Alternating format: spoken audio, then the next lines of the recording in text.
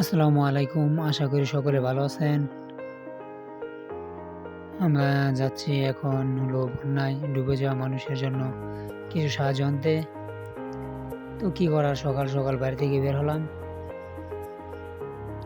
হাঁটতে বাড়ি ঘুরে একটু সাহায্য আনতে গেলাম।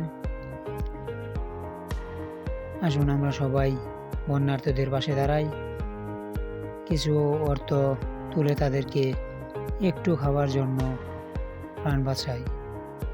কেউ বাঁচবে না আর দুনিয়ায়, এই স্বার্থপর দুনিয়ায় কেউ বাঁচবে না। চলেন সবাই মিলে বাড়ি ঘুরে যার স্বার্থ অনুযায়ী কিছু অর্থ তুলে নিয়ে তাদের পাশে দাঁড়াই।